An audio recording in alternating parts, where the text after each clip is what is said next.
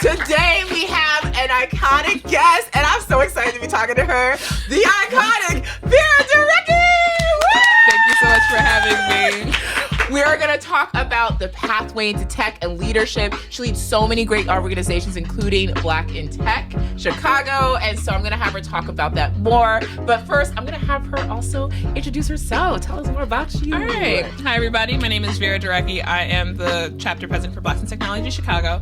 I'm also the, marketing lead or liaison right now for Out in Tech Chicago. What else do I do? I am one of the Discord moderators for this great organization called Baddies in Tech, X, Y, and Z in regards to a series of other organizations. I am also currently a student. I'm a data science and math double major currently at Indiana University East. And yeah, that's pretty much it for me. Pleasure to meet you guys. Period. Yes, give it up. Okay. So before we dive into the topic, we have a really fun segment, okay? Oh, God. Let's do a drum roll. You ready? Let's go. Drum roll, please. We got the Goblet of Smile. Jesus Christ. All right. So in this section, you're going to pick a question, and we need you to read it aloud. The goal is to make you smile as well as the audience. So pick a question, any question. Yeah. This is so unserious. Wait. Which is the goal. Did I grab? Okay. Okay. I think there we go. Okay, read it out to us. All right. When was the last time you tried something for the first time? This is actually very hilarious. All right, we're getting to the start of this. The first thing last time I tried something for the first time would be a hackathon. I just participated in my first hackathon this year with Baddies in Tech. They did a women's rights build-a-thon. And as chaotic as it was, we won third place for our product. It was an amazing concept in regards to educating women and eventually domestic violence victims on how to educate themselves and fix their digital footprint. So yeah, that's it.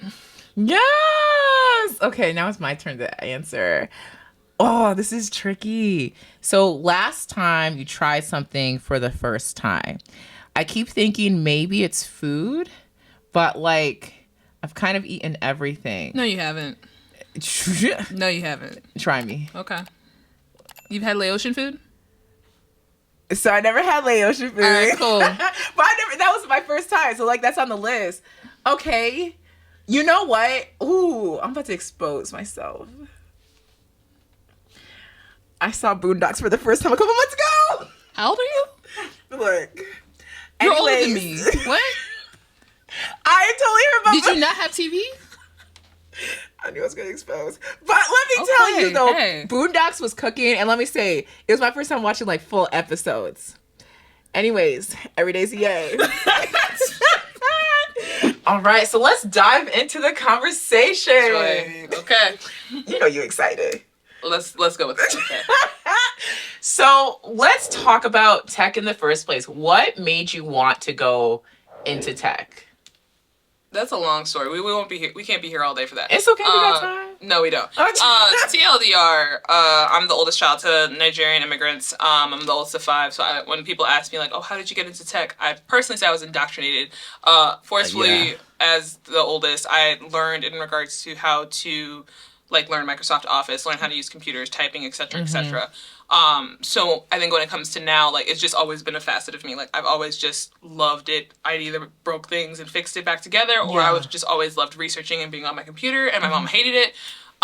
So it's always just been a thing. I think in regards to where things are now with me being interested in data science, that was more of a pivot back in 2021. I ended up quitting from tech altogether. I was doing IT support, and I wanted to go into just government work, get a nice check, and just coast. Dang. Lost my job December 2021, and I was I need to come back to myself and figure out what I wanted. I had a really bad mental breakdown. Yeah. That's real. I was you know what? I'm getting back into tech. At that point, I was okay, I'm going to go back into computer engineering. It was leaning more into computer science and software engineering. Yeah. That's not it for me. The wires don't go off in the head for that. Who you telling? Literally. So after finding myself, and I think talking with a friend, they brought up about data science, and they were oh, you like math and numbers, right? I'm yeah, I've crunched numbers. I Googled what is data science, looked at this, and I'm okay, this seems something that I wanted to do. started looking in regards to like boot camp classes and kind of just starting like my own self-learning from there and have fallen in love with it. And now I want to go into data ethics because as data and AI is just evolving, we need more representation of ourselves in those industries, especially when it comes to how things in tech don't necessarily recognize us, like the hands-free sync. If you're a darker complexion, like they won't recognize the melanin in your skin tone, so it may not go off. Which kind of contradicts the point of having that kind of software. Exactly. Yeah. So even in regards to how like data and AI is moving, it's moving fast and it's moving very frequently, but we're not in the forefront of those thought processes. People just want to be able to make as much money as possible. Yeah. So I went to a panel at Harvard Recode how many weeks ago? 2-3 weeks ago? Okay, can we just say that? Can you say it again? She was on a panel at what? At what? Harvard. Harvard? WeCode. You just be saying this casually. I just want to say, as another Black woman in tech, I'm just so happy you are who you are. Because, like, there are so many people who are watching this that, like, wow, I can do this because she's doing this. And data science, I didn't even know that was a space for me. Data ethics, I didn't know that was a space for me, and I can own that space. So continue, but I'm just saying, like, cool. Just know your power. Okay, continue. You're going to say this till when I finally get there. But I was in a ethics panel and I was talking with other people. They weren't Black, but there were other women that were in the space, whether at a company level or at a research level. And I'd realized, like, this is kind of what I want to do. And there's an importance of, again, being in ethics. Yeah. So hopefully by the time I graduate, I'll probably just go in practically for the field to be a data scientist. But eventually I will probably go for my doctorates in ethics. Okay. And see where that leads me in regards to becoming an ethicist. But yeah, that's where I'm at right now. Okay. There's so much to unpack there. So much. I want to go on the data ethics thing because it is like election season. And I'm just going to say it. There is, people have been saying Trump has had, I'm going to go there, I don't care. Trump has had a lot of photos where it like, they're just like photoshopping or like they have AI, like basically Black people in photos with him and they're not actually there. And so it's just crazy to see how AI is literally being used to impact our political system. Like, or like, I don't know, am I saying it right? Is it AI? Is it data AI? Like, I'm just curious, like, what is your take on like how it's being used to kind of feed false information? So that's kind of twofold in regards to just data at large. I think it's just to how, in regards to legislature, how education is for like us as consumers. Yeah. We don't necessarily get to know the definitive details of like how legislature moves or how honestly the politics move, unless you're kind of in that space or in those like campaigning aspects where you kind of learn more than what the common person does, which causes a good and bad where, especially if we're looking at like, you know, Palestine for an example and how certain ways of how we're being told of what's happening with that conflict there and what's actually happening, what's being reported in reality and being sustained is very, very murky.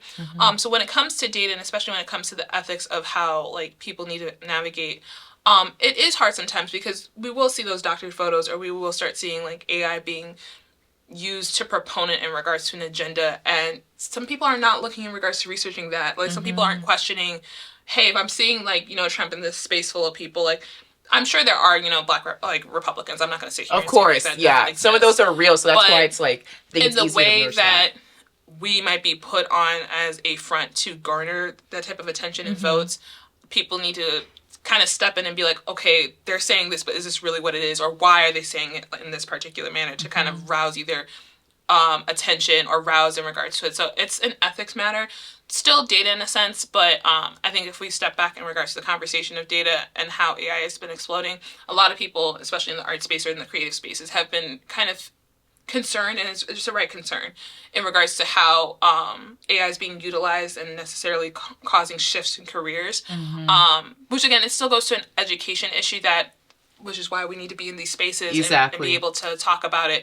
But ultimately, too, there needs to be better information out and about of how AI works. I feel a lot of people are just like, oh, it's stolen information, but we don't talk about like what's fair use or how, you know, companies are collecting data to be able to push their proponents forward. This is why we need you in the field. This will be a whole entire conversation if I But we love it. Come on. Y'all learning, right? Take your notes.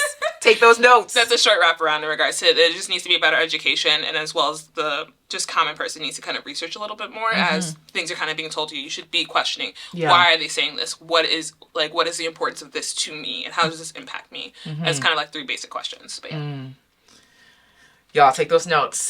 Take those notes, because I do think that's why, especially folks in our community aren't the most informed, because we don't understand how this information is being fed to us, and we don't understand like we just don't understand the details. And part of it is doing our own due diligence, but also seeing people like us that we trust in the space to like learn from too. And that kind of draws me to community and organizations. Yeah. Okay, period. So, you kind of talked about your journey, about how you were in IT and then you like took a break. You were like, no, this is not for me. And then you shifted. When did you get involved with organizations? Was it like around that same time, or like, I'm just trying to see like who was your support network, or who did you talk to during that? Because that's transition. I feel like we all go through that. So that was kind of a self-guided path. Ironically, I guess, to what led to being me being chapter president was I did just Google search. Like, I just wanted to start. I was looking just for a job at a certain point, but I was like, okay, let me just step back. I want to volunteer, see where I go, and then if I find a work in the field that I want to, we'll go from there. So I was like Googling Black tech organizations in Chicago. I saw NSB. Yeah. I saw break it down for I folks. Am Black. What do folks know? Sorry, what's NSB? I do acronyms all the time. Yeah, it's okay. I know the acronyms, but our audience may not. What is NSB? So NSB is National Society of Black Engineers. Amazing organization to help out in regards to engineers. But I'm not an engineer, so I wanted to kind of double back in regards to tech. So I ended up finding Blacks in Technology, and I had been a long time lurking member just because for years I would just follow things and just not necessarily, I'd peek in, step in and see what they're doing, step out. So I saw that they had a Chicago chapter. I reached out to the Chicago president, no response. And I was like, okay, we got to be more proactive in regards. So I doubled back in regards to reaching out to the executive director, no response. I looked. They both didn't respond to you? I'm sure they were busy. It's no big deal. Yeah, it's okay. You listening, it's okay. Yeah. Dennis, love you to pieces. Anyway, keep going. I ended up looking for their conference next year, and it was at Florida. Yeah. At the NSB conference. Blacks in Technology. It was at Coronado Springs, and I did not have the money to be going to Disney like that. I talked with my fiance, and I'm like, hey, we're going to go to Disney. He's like, how are we going to pay for this, Vera? Like, we don't have it like this. And I'm like, you're right. We do not have the money. And after a couple arguments and a personal loan that was pulled out, we were at Disney. The day zero... There was a networking brunch, and I was nervous. There were a lot of professionals. There were just so many walks of life there, and I was overwhelmed. Yeah. I was smidge bit drunk.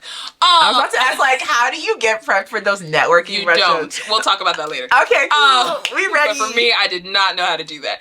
And I was a smidge bit drunk. I presented myself to the executive director and pretty much introduced myself. I was like, hey, my name is Vera. I'm from Chicago. I've heard a lot in regards to the organization. There's too many Black people in Chicago for us not to have this organization here. Is there any way I can be involved? And he had asked me if I could be chapter president. And I was like, record scratch. I was 26 at the time. I'm like, I've never been in a leadership role. And I was like, let me simmer on this for a little bit. Yeah. Stumbled back home, or to my hotel to tell my fiance. And he was like, I think you could do it if you put your mind to it. Why not? I was second guessing myself the entire time from that, October to March. Yeah. March of 20, actually, did I even retroactively pace myself wrong? October 2022, March 2023. Yeah. I had ended up in another meeting with a mutual person that knew my executive director. And he remembered me, and he remembered our conversation. He was like, hey, let's, talk a little bit in regards to this. And from there, it's been a year and some change, and here we are. But yeah. I just, first of all, want to commend you on taking that bold step. I know you were nervous. Nervous was not the word. I was, honestly, the existential dread, you don't see it in the back, but I was screaming a little bit. It was a very, very intensive process. I did not know where I was going in that process. Dang.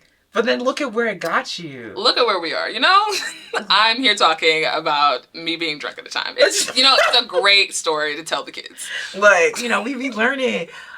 Okay, so many questions there.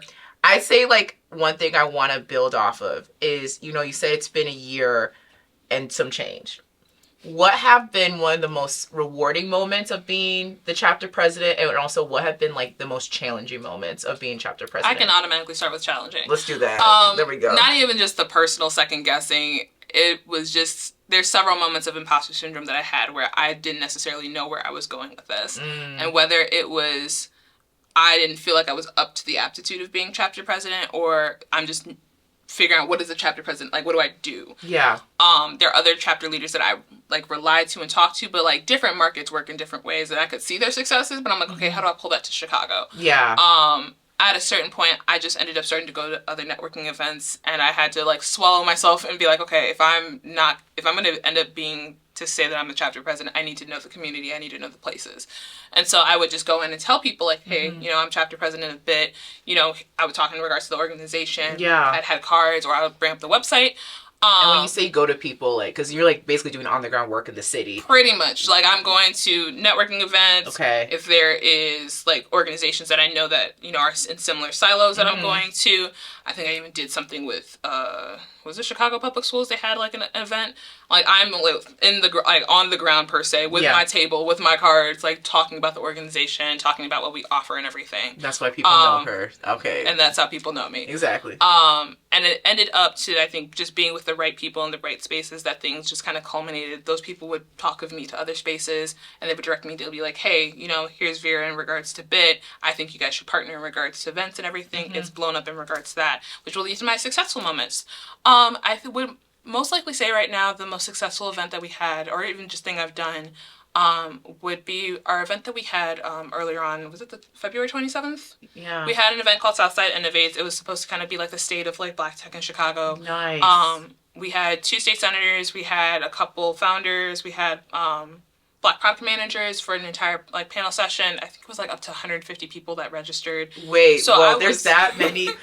I would just say, like, I'm absorbing, because as someone that is in tech, right, because I do so many remote things, I've been really wanting to find a community through Chicago. And to be honest, from hearing you and just by knowing you, like, you're my funnel into understanding. But, like, the fact that there was that many participants and they were Black product managers as another product manager, that's, like, wild. Yeah, it was insane to even just think, like, about it, and to even just pull off that event, and for people to be coming up and telling me, like, thank you so much for bringing up this type of event. Yeah. I really appreciate it. Even state senators, like, oh, this is super cool. Like, we got to figure out. Wait, state senators? Yes. So there was... Okay, hold on. Because, you know, you just say this. It's just a matter of fact. Like, but, like, I don't want to sit here and be braggadocious. It's a matter of fact. Yeah. I'm sorry. I love it. But, like, I was just gonna say, state senators, like, when you, like, approach people, like, how did, like, you already start merging with the government? I guess that's the way to categorize them. So again, it's back to the main point of, like, myself talking to other people and introducing myself to other people. What were those categories of people? Now I need to know. Big one I could definitely say is her name is Alex Foreman. She runs Chi-Tech Collective. At this point, we're like very, very close. We talk. We'll text each other in regards to events. Like, hey, this seems like something that you would be great for, or for BIT in general. Yeah. Would you want to participate in regards to BIT, like a partner and sponsor? So she was one of the collaborators in regards to the event.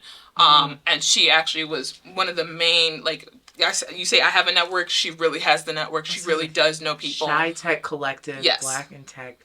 Technology. And we can talk more in regards to, like, what that Black ecosystem is. Yeah, I was going to say, like, I need to know more about the Black tech ecosystem, because as being part of it, sometimes I feel outside of it because I work remotely, but I don't always show up to the events, but I also don't know how all the events are. And then I hear you list all this and I'm like, whoa.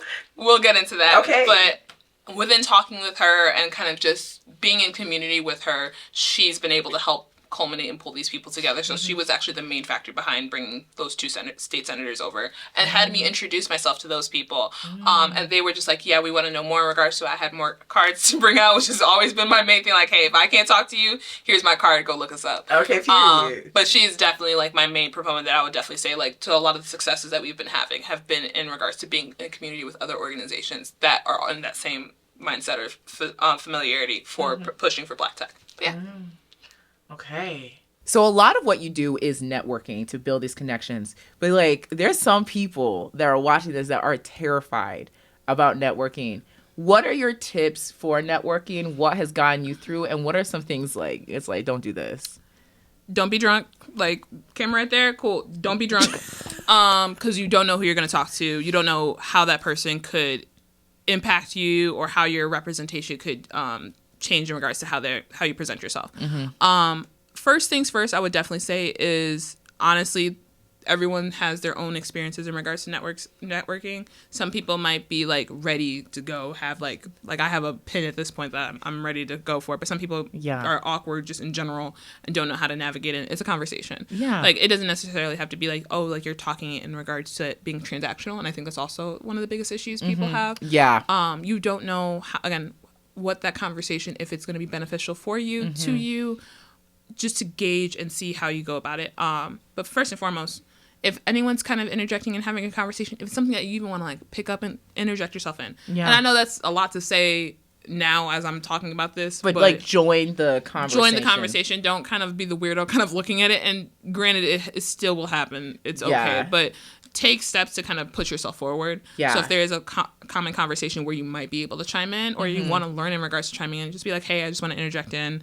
Can I kind of get a wraparound in regards to what you're talking about, and then kind of see if you're going to be able to provide feedback, or even if it's just moving in your way in to be able to just listen and then provide feedback. Start from there.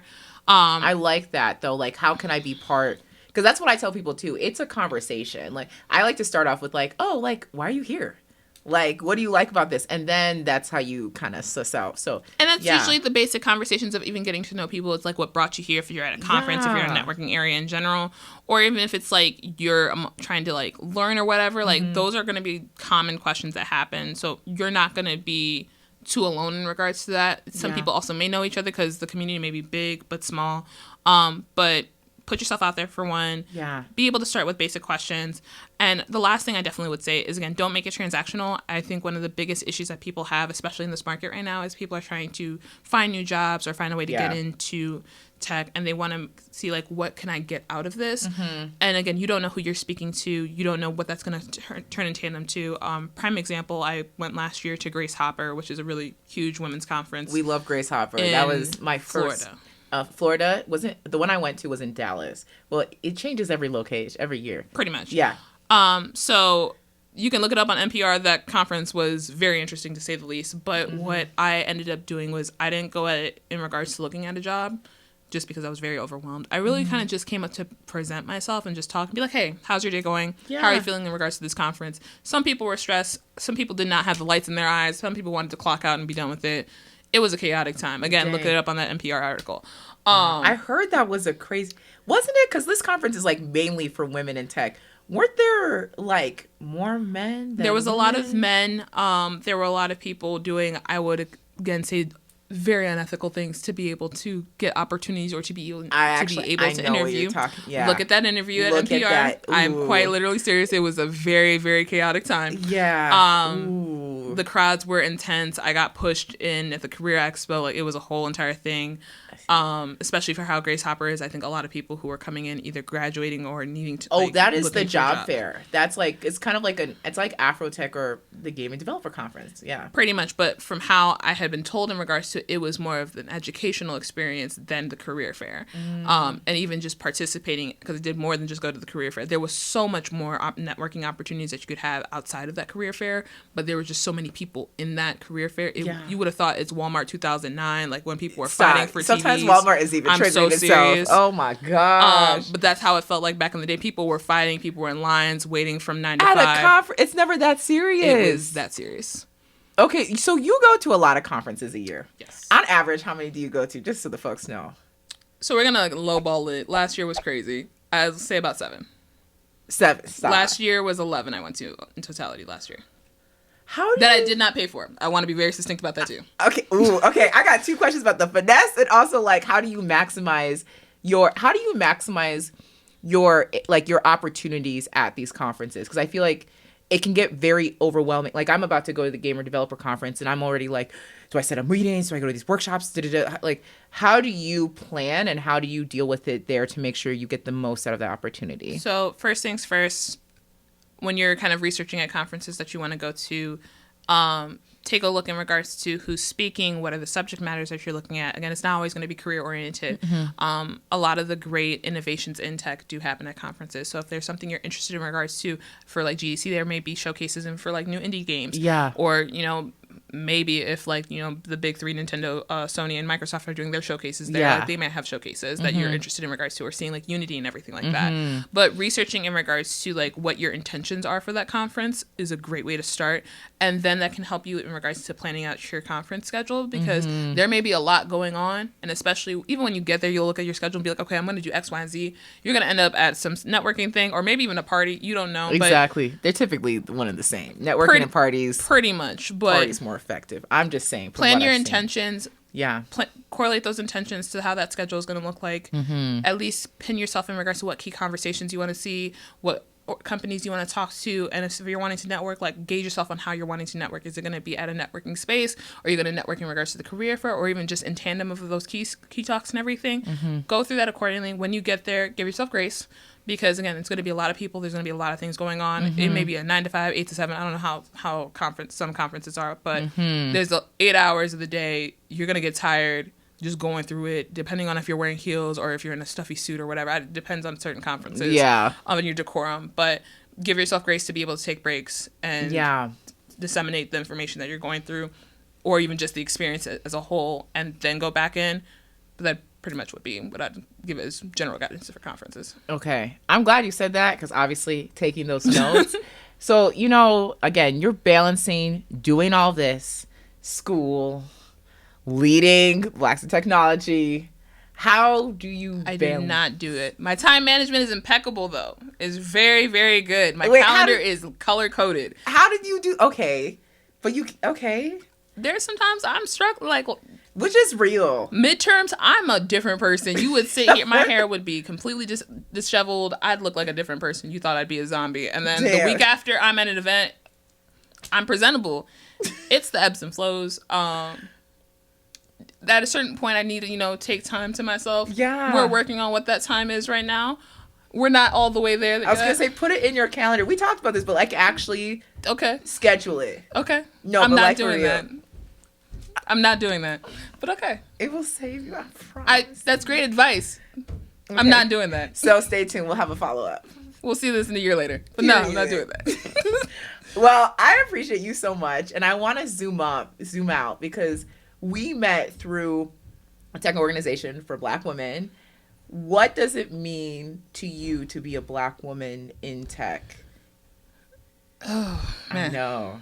It's such a weird question, because it's just like you can't. It's just an objective thing about me. I can't necessarily like just like separate that. Yeah. But what it means to me is just that I'm able to give representation and impact, either to myself, for myself, or for other people. And especially in the spaces that I want to be in, a lot of times when it comes to tech, you're entering in to kind of just work a job and be in the experience. Yeah. And that's fine. That's like some people, that's just what they want to do, or they want to go into entrepreneurism or whatever it is. That's perfectly fine to just find yourself in there. But I feel a lot of times, especially for like Black people, like we work in those silos and like try to garner what is success to us, and we could become successful, but we're not necessarily giving back. And that's why more or less when I had my breakdown years ago, that I didn't have anyone that I could go to and be like, hey, how do I get into tech like this? A lot of people just give you like, hey, go do X, Y, and Z, and not tell you like the process of how to go through X, Y, Z, like, or even skip the how. Pretty much, or even just the walkthrough of like how to go through that. So mentorship is honestly so crucial. Like I wouldn't necessarily say I'm a mentor, but I can at least give resources or advice to where I can. Outside of just the information that I can give. But that honestly, I'd say is what it is just to be able to be there for that representation, and then to also showcase that representation to people who are in their own journey of figuring out where they're going to be in tech. Yeah. So, yeah. Period. Okay. And the reason why I asked that is I'm glad how you said, like, I don't know how to think about that, because, like, that's just who I am.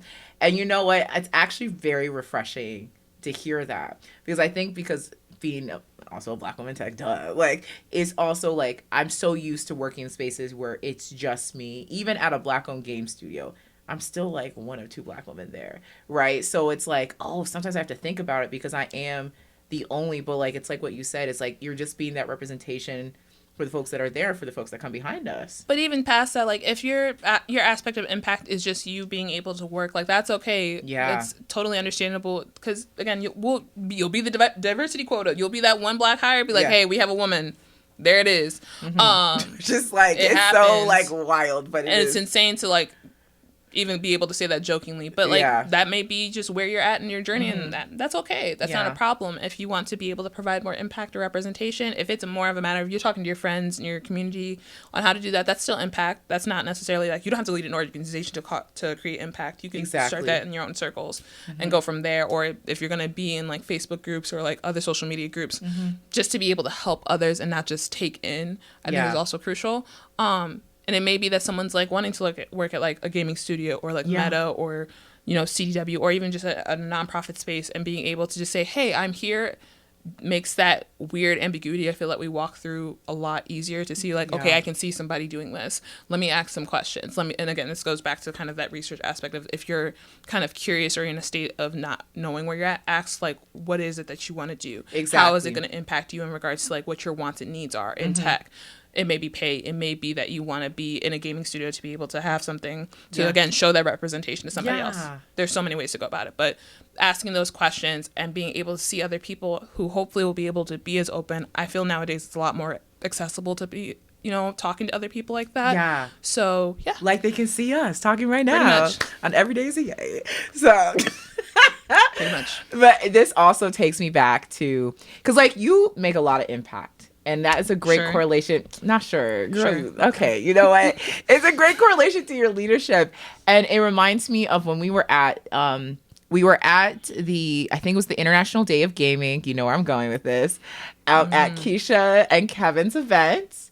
And it was amazing because Kevin, who is the founder of I Play Games, he gave a shout out to her because of all the groundwork that you're doing. So I guess, how did that feel for you? And also, what does leadership mean to you? Especially like you're like really helping contribute and being at the forefront of building communities for Black people in the tech community in Chicago. I hate this question, but I love this question. Perfect. In regards to like how it feels, I think I'm not at a point to where I properly receive like, hey, I'm doing these things. Like I know you've taken the moments to like, hey, you're going to Harvard, and my friends do it all the time too, who are not in tech. They're like, you're a celebrity at this point. Like I don't understand how you're not. Hush up. Anywho, it's true. It's hard for me to kind of just disseminate and realize like this is what I'm doing, and I have to take moments of myself to kind of like appreciate like the things that I'm doing, whether it's like the hackathon that I placed third for my first time, or like being the fact that I'm graduating from my like program and everything. So I try my best to take those moments and remind myself that I'm doing these things. In regards to like leadership and what that means, I want to make sure that my leadership is impactful enough, whether it's spoken to me or not, that it's being able to help somebody else, whether it's someone of my age, someone younger than me, someone older than me. Knowledge is relative. And I feel a lot of times, especially for us, when it comes to access to that knowledge or resources, it is all very limited, or people just are not able to discern themselves. So whether it is me being at that forefront so people can see me, or like ask me like, hey, I'm interested in tech, or I'm interested in regards to data science, or whatever it is. I may not have that answer. I can give you a place to start from. I can give you places to kind of look at in regards to. And I think that's the great thing about the Chicago ecosystem, is that there's just so much budding in regards to just intersectionalities of tech that you are not necessarily you're not necessarily in a silo where, like trying to just figure it out. There's places you can go to. But yeah, I think at the forefront, really for me, like my aspect of leadership is just being able to give those resources, give those areas, and hope that it helps somebody else and guides them in regards to where their journey's at. Yeah. Okay, give it up for Vera! Okay, icon! All right, so like, what gets you up in the morning? I have to pay bills, or I'll look like a UNICEF kid. So we're both Nigerian. I can't look like my cousins at home. Exactly. Shout out to moms at home. Shout out to mommy. Okay. My mom be like, okay, no, you are a representation of us. Do not go out looking like a mess. See, exactly. I can't look like... Even if it's a video call, like... Exactly. Okay. This is why I look the way I look, because when she sees this, I have to make sure that she can be like, hey, there's my child. Exactly. I have to be claimed at home. Send it to the cousins, send it to the family. Well, then, okay, I mean, that's real. So then kind of, let's say out of that, right? What makes you you? Like, what just brings you joy? That's nothing to do with, like, being in tech and all that stuff. We're gonna be here all day. Let's sit here and what are my hobbies outside of this? I guess I would say I'm a creative. Like I used to do traditional art, not so much anymore, just because I've too busy for that. But I do 3D printing. I have 4 3D printers. I work in regards to like either figurines or other small crafts. Okay. I would say I'm a huge music fan, like whether it's just music in general. I think my favorite genres would have to be like R&B, neo soul, and rap. Who are your top artists today? Today, okay, cool. Glad you didn't say of all time. So at this current point today, I will say what's probably like bumping on repeat in my playlist would be Schoolboy Q, Victoria Monet, Okay. and Kaytranada. Okay. Okay. Honorable mention to Beyonce. Not that I don't hate her, but the other 3 get bumps first. Okay, look, be honest. And then, I'm going to have to ask all time. Shoot. Oh, all time? Ooh. I'm going to keep those 3 categories just because I'll be here all day if I have to talk in regards to like overall. Yeah. In rap, it will definitely have to be A Tribe Called Quest, Outkast, and I personally say Project Pat. I love me some Project Pat. Okay, shout out to Project Pat. Okay. R&B, woo, that's a very big category. Jesus. We're gonna circle back. Neo soul. All right. Absolutely, Erykah Badu. I will say I feel she's a lot newer. Cleo Soul is a really amazing one. I love Cleo She'll Soul. go into the R&B category as well. And SZA. She can be illiterate sometimes. She may be lying sometimes, but she's a great songwriter and makes amazing music. Shout out to Solana. Period. And then to R&B, I really would have to sit here and think. Woo, man. I would probably for sure say like Luther Vandross. Not Angie Stone. D'Angelo. I love D'Angelo. And I'd have to really look at my playlist for that. Ooh, I want to do one more, and it's escaping me. What they sing? Maybe I can guess. She's not R&B, it'd be soul, but it would have to be Aretha Franklin as well. Okay. R-E-S-P-C-T. Don't start that. Now it's what it means to me. R-E-S. I'm not doing this. Damn. My shower. P-C-T. I'm a Grammy Award-winning singer in the shower, not in public. We tried, folks. Give it up for Vera. I love you so much, girl.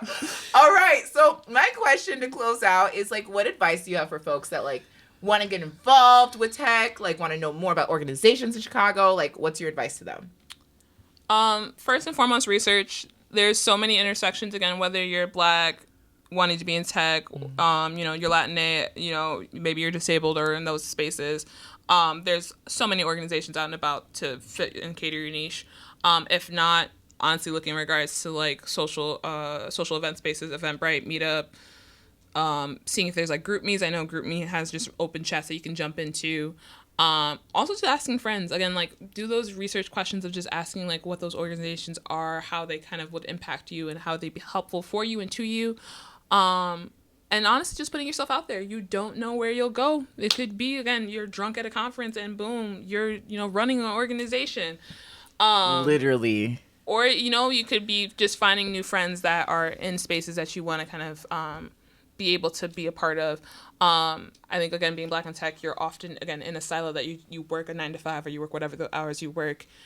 You go home, rinse, repeat, and that's fine if that's what you want to do. But if you're wanting to, again, have that community, you need to kind of like look beyond just those silos, whether you're remote, whether you're hybrid or whatever, and see how that goes. Again, it may be difficult, but those third spaces still are there for you and with you and for you. Mm-hmm. I'm trying to sit here and think of anything else.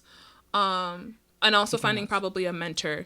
If you are even just questioning of like where to start, getting kind of a know-how of talking with relative people or relative industries that you're wanting to be a part of and know what that day-to-day looks like, or what it may entail to be in like data science or cloud engineering or the gaming industry, wherever that looks like. Ask those questions to those mentors so that can steer you in where you want to go into, because tech is huge. A lot of people will think it's coding or cloud or something else like that, but there's just so much encompassing from project management or even just like HR and like marketing. So find where you can in regards to that mentorship, and that'll definitely help out a lot. Notes, y'all. Literally. I cannot wait to watch this episode back, period. So you're on every day, so yay. God. So the question's about to go.